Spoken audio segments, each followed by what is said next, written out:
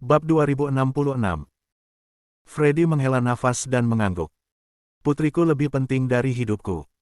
Selama dia masih hidup, aku tidak peduli apa yang harus kulakukan. Zeke menyipitkan matanya. Kamu tidak menyesal mengubah putrimu menjadi zombie? Tidak semuanya. Saya mengerti. Zeka mengangguk.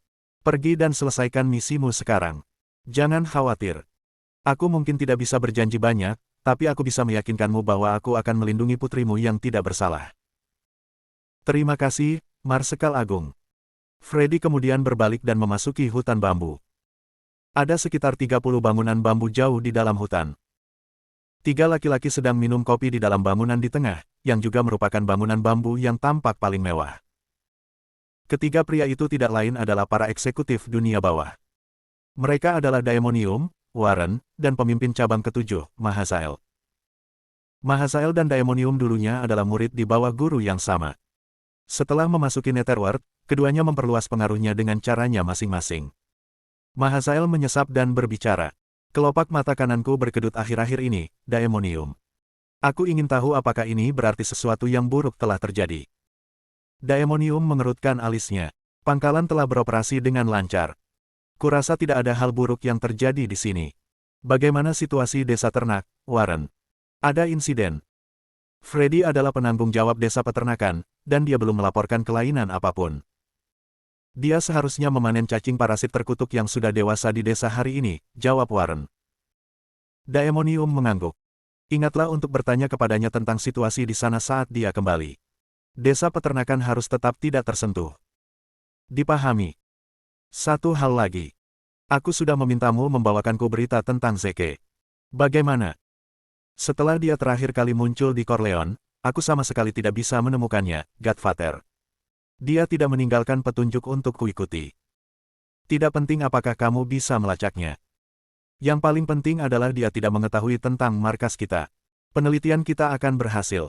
Kita tidak bisa membiarkan apapun terjadi dalam periode penting ini. Tenang, Godfather. Saya tahu betapa pentingnya proyek ini bagi Netherworld. Saya akan ekstra hati-hati, Warren meyakinkan dengan tulus. Bang, bang, bang. Mereka bertiga tiba-tiba tegang ketika mereka mendengar ketukan di pintu. Mereka tidak bisa menahannya. Penelitian ini dalam tahap akhir, itulah sebabnya mereka sangat sensitif bahkan terhadap gangguan terkecil sekalipun. Siapa ini? Tanya Daemonium. Ini aku, jawab Freddy. Warren menghela napas lega. Dia Freddy, orang yang bertanggung jawab atas desa peternakan. Dia mungkin di sini untuk memberi kita cacing parasit terkutuk itu. Biarkan dia masuk kalau begitu. Daemonium melambai. Warren membuka pintu dan menatap Freddy. Bagaimana hasilnya? Freddy mengangguk. Itu berjalan lancar. Masuklah. Warren berdiri di samping untuk membiarkannya masuk. Mahazael bertanya, bagaimana situasi desa ternak? Cacing parasit terkutuk di desa ternak semuanya tumbuh dengan baik. Hanya satu cacing dewasa hari ini. 2 lagi akan matang dalam 2 hari, jawab Freddy. Tidak ada hal aneh yang terjadi di desa ternak, kan? Jantung Freddy hampir melompat keluar dari dadanya saat mendengar itu. Kenapa dia menanyakan pertanyaan itu padaku? Apakah karena dia tahu tentang kesepakatanku dengan Zeke? Tidak, itu tidak mungkin. Mereka tidak pernah meninggalkan pangkalan. Setiap kontak dengan dunia luar dilakukan melalui saya. Tidak mungkin mereka tahu apa yang terjadi di luar pangkalan. Mungkin itu hanya kebetulan.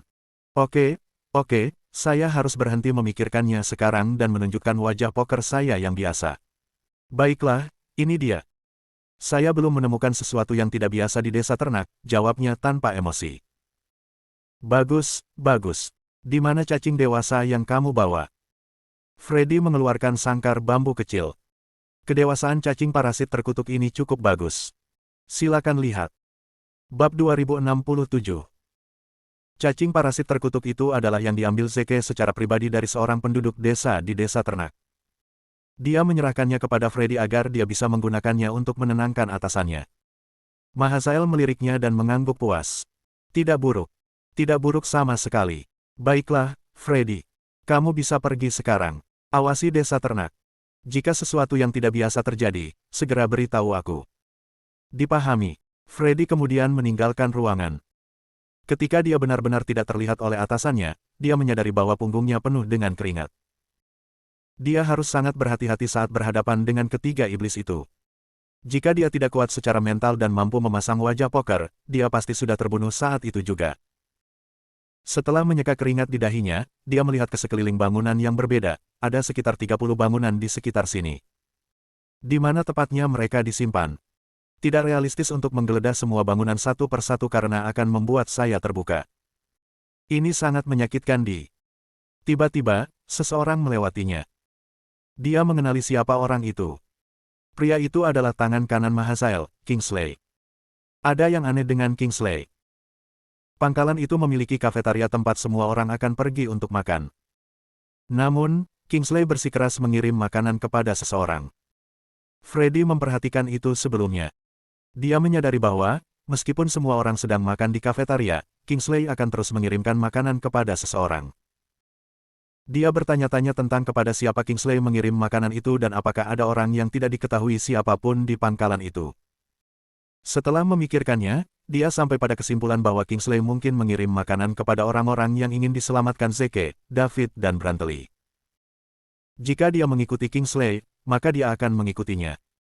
Dapat menemukan lokasi mereka. Namun, kemungkinan dia tertangkap terlalu tinggi karena Kingsley adalah orang yang jeli. Sebuah ide tiba-tiba terlintas di benaknya. Jika saya tidak bisa mengikutinya secara diam-diam, bagaimana kalau saya memintanya untuk membawa saya ke sana? Dia segera melangkah maju dan menyapa Kingsley. Halo, Kingsley. Selamat pagi, ya. Kingsley menoleh untuk melihat Freddy dengan hati-hati. Apa yang kamu lakukan di sini daripada di kafetaria, Freddy? Aku baru saja kembali dari desa ternak untuk mengantarkan cacing parasit kutukan yang sudah matang, kau tahu. Pengiriman baru saja selesai beberapa detik yang lalu, itulah sebabnya aku belum sempat pergi ke kafetaria. Saya mengerti. Kingsley memandangnya dengan curiga. Freddy tersenyum misterius. Kau mengantarkan makanan lagi, Kingsley? Ya. Kepada siapa kamu mengirimkannya? Ekspresi Kingsley menjadi gelap. Kenapa kau menanyakan itu padaku? Itu hanya lelucon. Sebenarnya aku sudah tahu kepada siapa kamu mengantarkan makanan ini. Oh. Kalau begitu, beritahu aku untuk siapa aku mengantarkan makanan ini. Napas Kingsley bertambah cepat. Salah satunya bernama Jones, dan yang lainnya bernama Fleming. Apakah saya benar? Kingsley langsung meraih lengan Freddy dan menyeretnya ke sudut yang tidak jelas. Siapa yang memberitahumu tentang ini, Freddy? Kamu tahu. Aku tidak peduli bagaimana kamu mengetahuinya. Jika kamu membocorkan informasi ini, aku dapat meyakinkanmu bahwa Tuan Mahasael akan membunuhmu. Menurutmu dari mana aku mendapatkan info ini? Dia sendiri yang memberitahuku tentang hal itu. Bahkan, dia memberitahuku tentang bagaimana kamu mengajukan cuti sehingga kamu dapat mengunjungi keluargamu. Aku sebenarnya penggantimu untuk selanjutnya beberapa hari. Benarkah? Dia menyetujui kepergianku. Tentu saja. Kenapa lagi dia memberitahuku tentang keberadaan mereka dan memintaku untuk menggantikanmu? Kingsley mengangguk. Itu masuk akal. Aku bisa melihat kamu masih belum yakin. Bagaimana kalau kamu menanyakannya sendiri? Dia akan mengkonfirmasi apa yang baru saja aku katakan padamu. Freddy mempertaruhkan segalanya untuk kebohongan itu. Belum mengkonfirmasi klaimnya, maka jika Kingsley dia sama saja sudah mati. Namun, dia terpaksa mengatakan itu, atau Kingsley tidak akan cukup percaya padanya untuk membiarkan dia mengantarkan makanan ke sasarannya. Itu adalah pertaruhan dengan nyawanya sendiri di telepon. Syukurlah, pertaruhannya berhasil. Kingsley mempercayainya tanpa sedikit pun kecurigaan. Bab 2068. Kingsley tertawa. Kenapa aku harus meragukanmu, Freddy? Kita sudah berteman selama bertahun-tahun. Baiklah, akan kutunjukkan jalannya. Freddy memberikan sebatang rokok kepada Kingsley sebelum mereka berjalan ke gedung bambu yang paling jauh dari yang lain. Dia sedikit bingung. Bukankah ini gudang kayu bakar, Kingsley? Kurasa tidak ada orang yang tinggal di sini. Kingsley menjawab dengan seringai sambil mendorong pintu terbuka. Ruangan ini lebih dari yang terlihat. Ikuti saja aku. Kamu akan tahu apa yang kumaksud saat melihatnya. Freddy melihat sekeliling dan kecewa. Selain tumpukan kayu bakar, tidak ada orang di sekitar atau tanda-tanda keberadaan manusia di sana. Apa yang dia lakukan? Dia tidak menipuku, kan? Baiklah, Freddy. Lebih baik kamu ikuti aku dari dekat atau kamu akan tersesat. Freddy bahkan lebih bingung. Apa maksudnya? Bagaimana saya bisa tersesat di gedung yang satu ini? Kingsley tersenyum misterius sebelum menuju ke tembok utara. Dia masih terus berjalan ke depan meskipun dia akan membentur dinding. Freddy tidak bisa membantu tetapi merasa cemas untuknya. Kecemasan itu berubah menjadi keterkejutan ketika dia melihat temannya menghilang ke dinding sebelum menghilang sepenuhnya. Sepertinya dinding telah menyerapnya. Saat dia masih bingung dengan apa yang terjadi, Kingsley berteriak dari sisi lain, "Untuk apa kamu berdiri di sana, Freddy? Ayo masuk." "Baiklah, aku datang." Freddy segera menuju ke dinding dan dengan hati-hati mengulurkan tangannya melewatinya. Sesuatu yang ajaib terjadi. Ketika tangannya menyentuh dinding, seolah-olah dia tidak menyentuh apapun. Dia tidak merasakan perlawanan di tempat tembok itu berdiri. Dia masih tidak merasakan apa-apa ketika seluruh tubuhnya menyilang. Dinding ini adalah ilusi. Dia menyimpulkan. Betul sekali. Suara Kingsley terdengar dalam kegelapan. Ini adalah penghalang yang dibangun Tuan Mahasael dan Daemonium. Hanya anggota Netherworld yang bisa masuk. Ah, begitu. Jadi, di mana kita sekarang? Kingsley menyalakan obor dan menerangi ruang tempat mereka berjalan. Berkat cahayanya, Freddy dapat melihat bahwa mereka sedang berdiri di dalam koridor. Ketika mereka mencapai akhir, mereka melihat banyak jalan di depan mereka. Kamu tidak boleh mengambil jalan yang salah lain kali kamu di sini, Freddy. Jika kamu salah belok, kamu tidak akan pernah menemukan jalan kembali. Mengerti? Kingsley menginformasikan. Aku mengerti. Tenang, ingatanku mungkin bukan yang terbaik, tapi aku masih bisa mengingat ini. Kalau begitu ayo pergi. Dia memimpin Freddy ke jalur ketiga. Setelah mencapai ujung koridor itu, dia melangkah ke jalur kedua saat mereka tiba di pertigaan lain. Mereka menemukan total 4 garpu sebelum mereka keluar dari labirin itu. Akhirnya, mereka tiba di depan sebuah bangunan usang. Bangunan itu tampak seperti berhantu dan akan runtuh kapan saja. Kingsley mendorong pintu hingga terbuka dan menyebabkan embusan angin dingin keluar. Itu sangat dingin sehingga Freddy gemetar saat dia melangkah ke dalam gedung. Sulit dipercaya bahwa suhu di dalam lebih dingin daripada di luar. Rasa dingin tampaknya berasal dari 2 orang di dalam gedung. Mungkin akan lebih tepat menyebut mereka tahanan. Para tahanan mengenakan pakaian compang camping. Mereka tampak kotor dan berbau seperti kotoran, kedua tangan dan kaki mereka dirantai untuk membatasi gerakan mereka sepenuhnya. Jika bukan karena napas mereka yang berat, Freddy pasti mengira mereka adalah mayat. Jika tebakanku benar, kedua orang inilah yang dicari Zeke. Aku ingin tahu yang mana David dan mana Brantely. Kingsley melempar makanan ke tanah dan berbicara dengan dingin. Bangun. Waktunya makan. Kedua tahanan itu tetap diam. Sepertinya kalian berdua masih keras kepala. Kita lihat berapa hari kalian bisa bertahan tanpa makan. Ayo, Freddy. Kamu hanya bertanggung jawab mengantarkan makanan mereka. Mereka makan atau tidak bukan urusanmu. Jika mereka mati kelaparan, maka itu salah mereka sendiri. Bab 2069. Oke, Freddy mengangguk. Dia melirik para tahanan lagi sebelum melangkah keluar dari ruangan.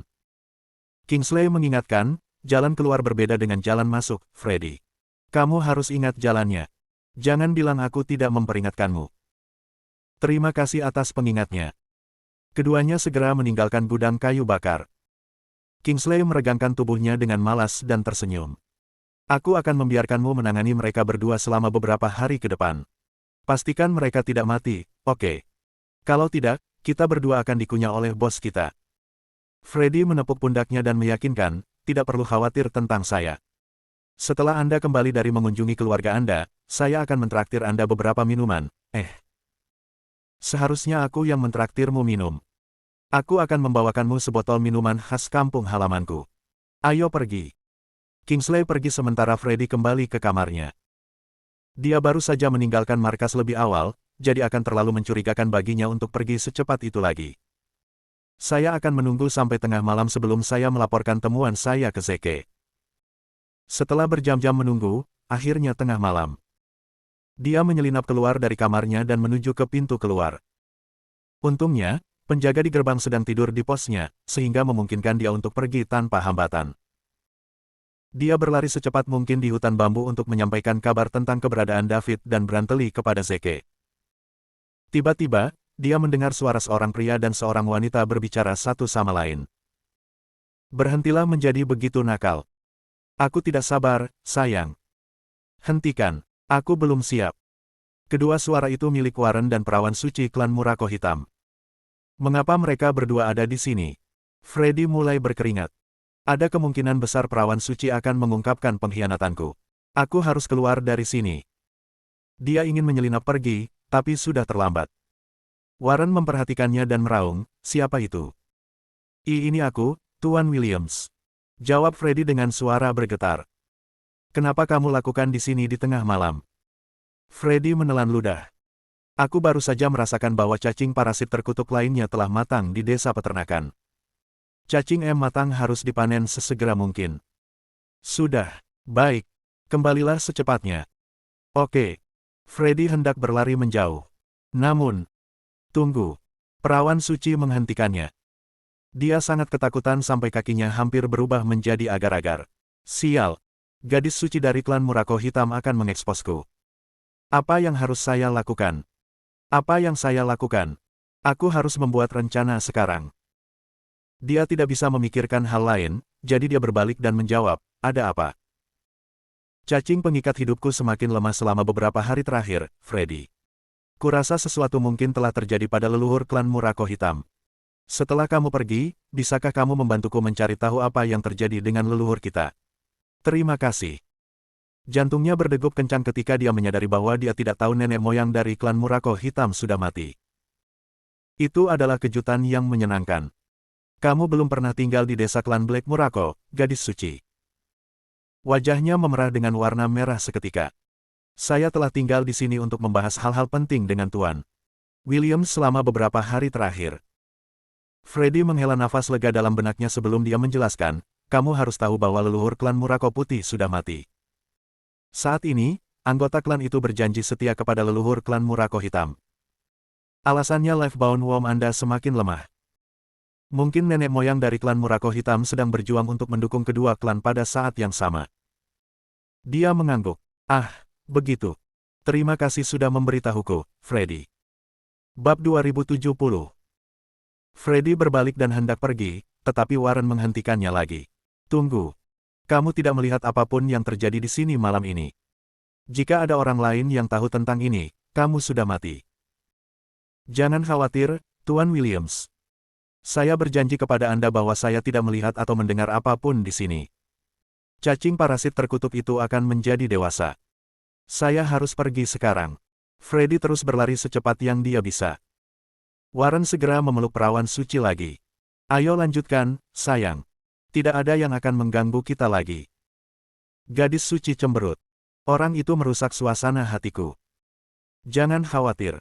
Begitu dia kembali ke markas, aku akan memastikan untuk menghukumnya karena merusak kesenangan kita. Freddy tidak berhenti berlari sampai dia keluar dari hutan bambu. Saya pikir jantung saya akan melompat keluar dari dada saya sebelumnya. Alhamdulillah saya memiliki bakat alami untuk berakting. Jika tidak, aku pasti sudah mati sekarang. Sebelum dia selesai terengah-engah, sebuah tangan besar tiba-tiba mendarat di bahunya. Itu sangat membuatnya takut sehingga dia melompat dan menjerit, siapa itu? Itu adalah serigala tunggal. Mengapa kamu melompat begitu tinggi? Apa kamu seperti kucing penakut? Melihat bagaimana orang itu adalah sekutunya, Freddy menghela nafas. Oh, ini kamu. Kamu mengejutkanku. Kupikir itu seseorang dari dunia bawah. Katakan padaku apa yang kamu temui sebelumnya yang membuat kamu semua gelisah. Dia memberitahu Soul Wolf segalanya tentang pertemuannya dengan Warren sebelumnya. Soul Wolf sangat kesal setelah mendengarkan keseluruhan cerita. Anjing itu. Aku menghabiskan begitu banyak usaha dan waktu hanya untuk berurusan dengannya saat dia menggoda perawan suci klan Murako Hitam. Ini tidak adil. Tidak adil, kataku. Begitu aku menangkapnya, aku akan mencabik-cabiknya menjadi berkeping-keping. Di mana Tuan Williams? Saya perlu memberitahu dia apa yang saya temukan. Ikuti aku. Soul Wolf membawanya ke sebuah bangunan bambu tidak jauh dari tempat mereka.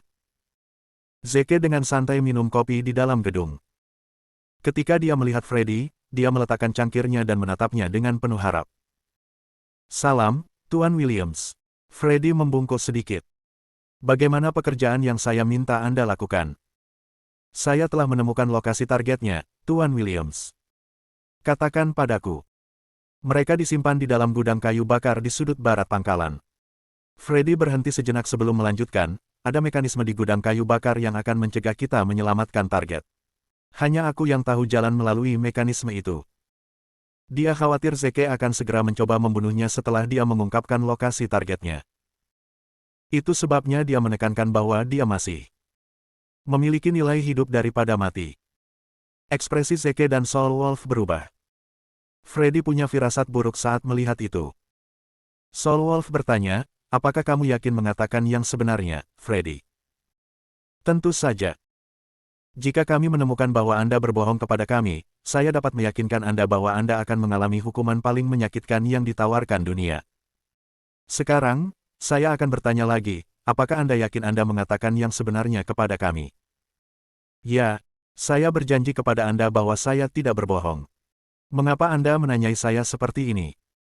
Itu karena kecerdasanmu berbeda dengan kecerdasan orang lain. Siapa ini? Pupil Freddy menyempit. Zeke dan Soul Wolf saling melirik sebelum Soul Wolf mengangguk dan menyeret orang lain dari ruangan terdekat. Ketika Freddy melihat siapa itu, dia terkejut. Sekarang, saya akan bertanya lagi, apakah Anda yakin mengatakan yang sebenarnya kepada kami? Ya, saya berjanji kepada Anda bahwa saya tidak berbohong. Mengapa Anda menanyai saya seperti ini? Itu karena kecerdasanmu berbeda dengan kecerdasan orang lain. Siapa ini? Pupil Freddy menyempit. Zeke dan Soul Wolf saling melirik sebelum Soul Wolf mengangguk dan menyeret orang lain dari ruangan terdekat. Ketika Freddy melihat siapa itu, dia terkejut. Orang itu ternyata adalah tangan kanan Mahazael, Kingsley. Dia tidak menyangka Kingsley akan ditangkap. Bagaimana Anda menangkapnya, Tuan Williams?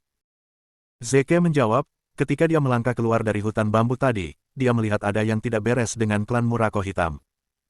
Dia akan kembali untuk melaporkan temuannya sebelum aku menghentikannya.